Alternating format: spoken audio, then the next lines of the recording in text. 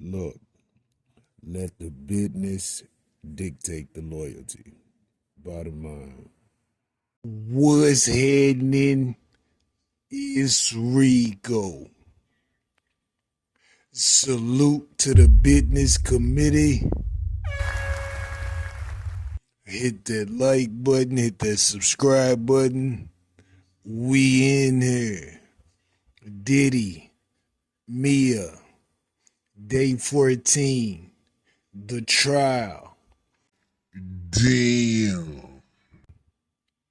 Now it starts off, before Mia continues, Eddie Garcia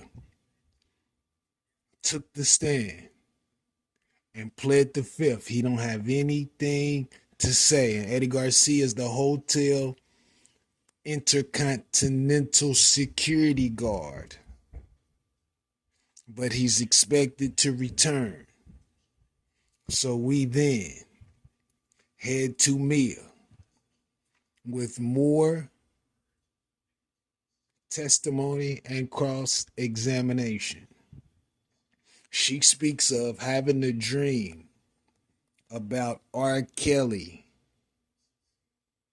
and Diddy saved her. Damn, she must have knew about the piss. It's not a funny situation, but it definitely puts that nigga in the R. Kelly box without a question. So she say Diddy saved her in her dream. Probably the best thing that could have happened for her in that moment. Then they question her about her resume, her experience working with Diddy, etc. Next, they speak of text messages where Mia is sending allegedly to the gentleman that raped her, sending you all the love in this world, which is kind of ironic when you take into account the damage that Diddy caused to her psychologically, physically, etc. But she pointed out that she sent that message because it was around the time that rest in peace Kim Porter had passed away. So she was just being supportive of Diddy, I guess. Next, she speaks of her having to carry a video camera around. I guess she was a videographer. Shout out to them. Salute to Choke No Joke. She had a position like he had at Rockefeller. But she was required to record whatever Diddy had going on. Everything except for the abuse, the verbal abuse, etc. So I guess he told her to cut the camera off before he started to go off the wall. Who knows? This is her testimony. Then, still asked her, was she telling the truth about the SA she claimed Diddy did, because she showed love to Diddy after the situation. She states she was brainwashed. The highs were really high and the lows were really lows.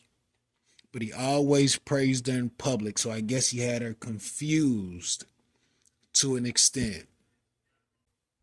Now, she doesn't feel like she's brainwashed. That's why she can comfortably speak of the situations and circumstances that happened between her and Diddy, good, bad, and indifferent. Still questions her about her relationship with Cassie. Mia says that they were like sisters, that she cared about her, and she still does.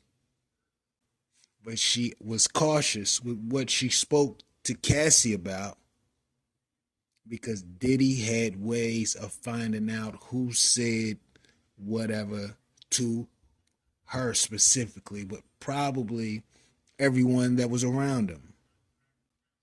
She testified that she was let go from employment with Diddy, went through mediation and was awarded 400 grand that she had to split with her lawyers, essentially making a $200,000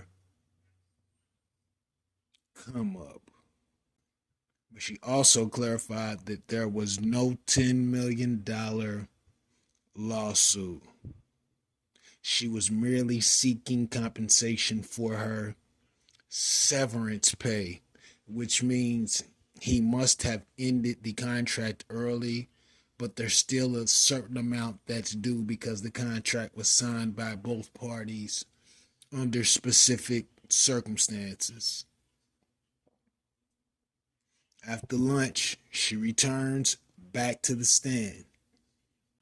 She testified that she worked for Madonna for about 8 months post Diddy and added that she got that job on her own merit without the assistance or referral of Diddy.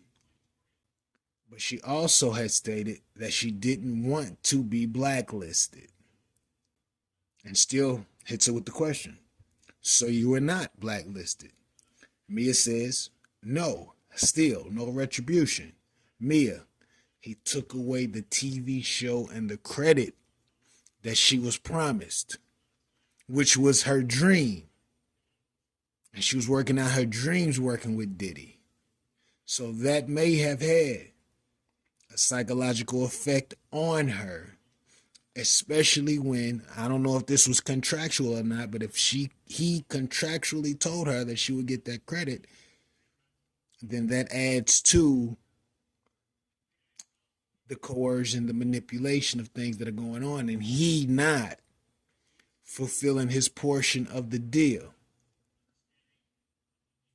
I assume. She denied that she was not paid to testify and that wasn't even a thing to her. Post that, cross-examination was ultimately complete. He showed her text messages, her social media messages, in an attempt to make what she said prior less credible. But she also confirmed that posting on social media was a part of her job.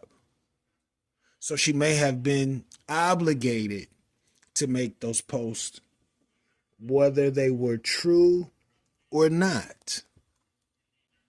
Lastly, they questioned her about her desire to make Diddy happy despite the alleged abuse.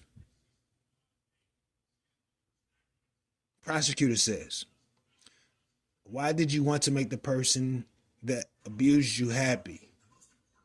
She says that when he was happy, she felt safe, which adds to the fact that Diddy's employees felt like they had to walk on eggshells. And if they didn't, promises were broken, abuse was pushed to the forefront, verbal or physical, and potential life-altering circumstances would arrive. So this is another similar theme within this case. From the abuse, she states she has a fear of public speaking, despite previously being a comedian.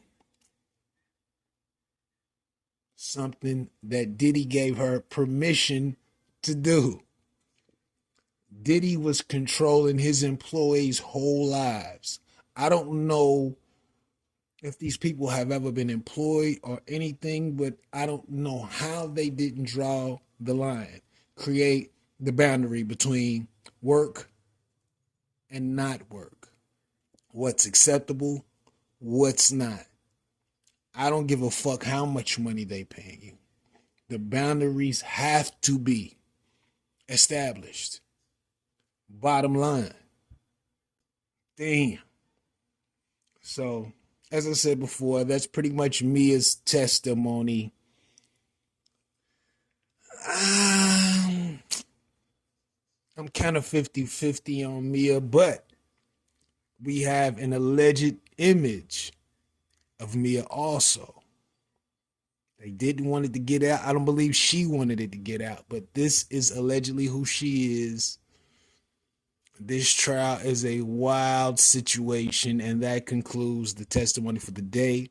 Let me know what you think about this in the comments. Rico, what the business is.